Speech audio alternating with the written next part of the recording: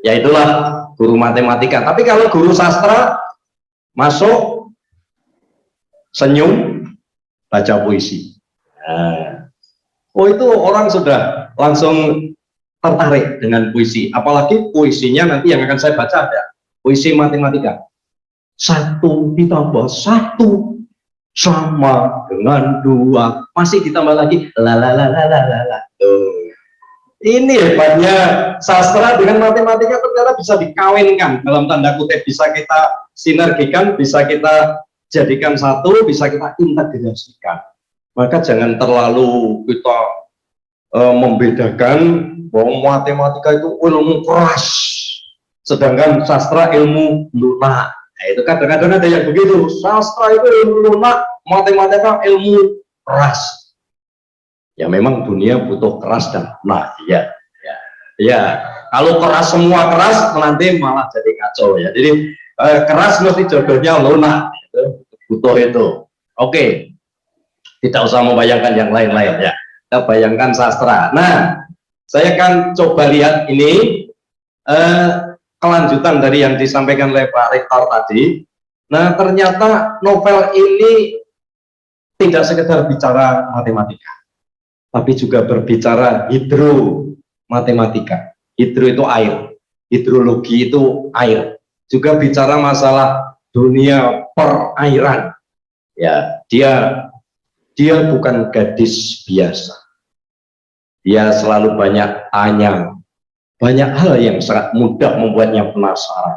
Bahkan dia punya keistimewaan yang bisa menghitung tetes air hujan. Terima kasih, tidak tepuk tangan. Ya, karena bukan baca puisi, ini baca novel. Ya, ini novel, ini hanya bagian dari novel. Ternyata hanya novelis yang mampu menghitung tetes air hujan. Mungkin matematikawan kebingungan berapa tetesan yang jatuh tadi hujan tadi pagi. Matematikawan barangkali akan kesulitan, tetapi novelis bisa menghitung seberapa tetes air hujan banyaknya. Sapardi Djoko Damono juga suka pada hidrologi, membuat hujan bulan Juni. Bahkan itu ada yang menulis lagi, tapi ini jelas intertek, kalau bahasanya Mas Ainul itu intertek. Ada yang hujan bulan Oktober, membuat itu. Nah, ini mesti terpengaruh oleh Sapardi, jelas. Kalau di dalam dunia sastra ada Pak Rektor. Jadi kalau judulnya itu agak mirip, itu biasanya interteks, artinya itu meniru yang lama. Meniru yang lama. Jadi Sapardi itu pernah membuat hujan bulan Juni. Kalau nanti Mas Ainul membuat hujan bulan Oktober atau November, nah ini berarti Mas Ainul ini meniru sana. Jadi tidak ada kebaruan ya, meniru saja. Itu. Tapi kalau dunia matematika mungkin memang malah harus meniru yang lama. Rumus ABC itu sejak Pythagoras mungkin tidak berubah sampai sekarang ya Pak? Iya, tidak berubah rumus Pythagoras itu. Yang kalau A ditambah B sama dengan apa itu? Apa Pak? Ada rumus matematika itu. Rumus matematika. Sampai saya itu tanya kepada profesor filsafat matematika. Sampai hari ini belum terjawab secara gamblang di pikiran saya. Yakni di matematika itu ada 2 kali 2 kok sama dengan 4. Sementara 2 ditambah 2 kok ya sama dengan 4. Saya protes, berarti perkalian dengan penambahan itu sama. Loh kok sama? Loh 2 kali 2 sama dengan berapa? 4. 2 ditambah 2 berapa? 4. Berarti sama. Itu profesor matematika sulit menjelaskan itu. Nah, nanti mungkin Pak Rektor bisa menjelaskan, tapi nanti Pak hitungannya nanti Pak bisa menjelaskan. Ini sampai sekarang itu belum terjawab, kok bisa ya? Itulah kehebatan matematika. Ya. Oke, bahwa di sini ada hidro, ada tetesan. Jadi kalau nanti di dalam karya sastra itu, di dalam novel, di dalam puisi, ada ungkapan banyak pakai air. Belum tentu pakai kata air loh. Hujan, itu kan jelas air. santan, itu juga air. Lalu kopi, itu kan juga ada hubungannya dengan air nanti. Susu, ada hubungannya dengan air. Biarpun tidak setiap kopi itu mesti harus pakai air, tidak setiap susu mesti harus pakai air.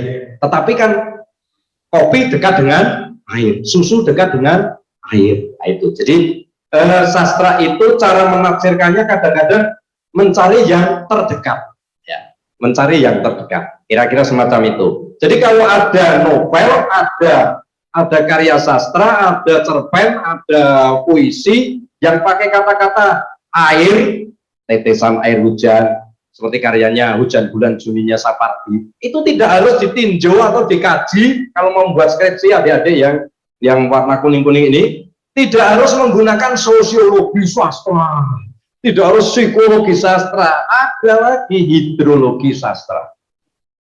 Kalau nanti terkait dengan matematika, boleh kita menggunakan hidromatematika sastra. Mohon izin Pak Rektor, ini ilmu baru yang saya ciptakan.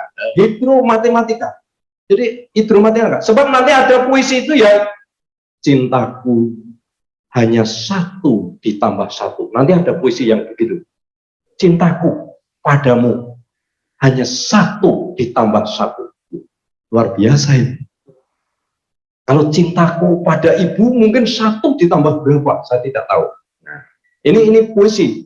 Jadi sastrawan itu kadang-kadang, mohon maaf, sastrawan itu kadang-kadang kalau meminjam istilahnya Danarto, sastrawan itu memang semi gila. Jadi kalau mau cari orang gila, carilah di dunia sastra. Banyak gitu. Jadi sedikit gila karena kadang-kadang hal yang tidak masuk akal. Padahal kalau sastra, matematika justru harus masuk akal. Ini bedanya di situ. Sastrawan itu kadang-kadang tidak masuk akal, diakal-akalkan. Saya itu pernah membuat cerpen begini, Pak, Mbak, Bu, cerita pendek, judulnya Bayi dari Planet. Bayi kok dari planet? Dari planet itu turun ke bumi, nanti lahir, sudah besar, sudah berkumis.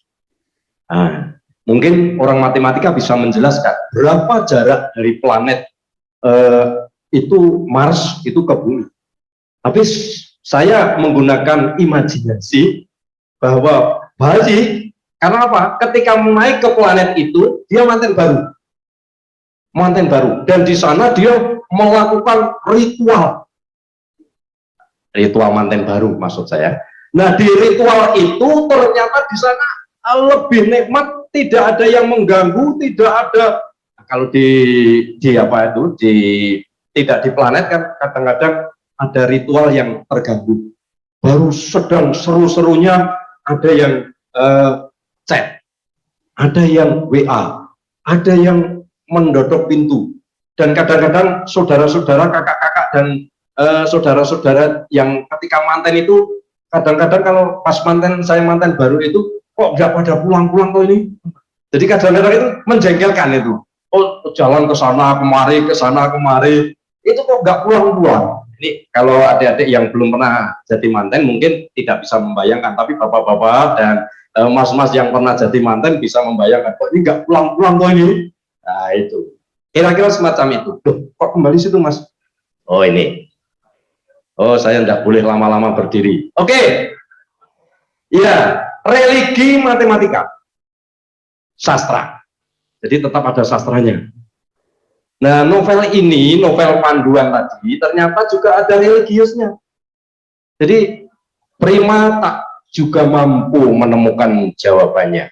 Tentu, karena siapa pula manusia di dunia ini yang bisa menjawab kapan ia akan dimatikan? Ini bisa dijawab jawaban matematika, bisa dijawab jawaban sastra, bisa dijawab jawaban yang lain, biologi mungkin. Nah, itu. Jadi dengan kata lain bahwa di sini ada religiositasnya. Manusia mempertanyakan sebenarnya siapa saya ini. Ketika orang bertanya siapa sebenarnya saya ini, jawaban religius, bisa juga jawaban biologi, bisa juga jawaban matematika. Boleh saya bertanya? Oke, mahasiswa yang berjaket kuning, saya tanya, Yang bisa menjawab saya beri hadiah.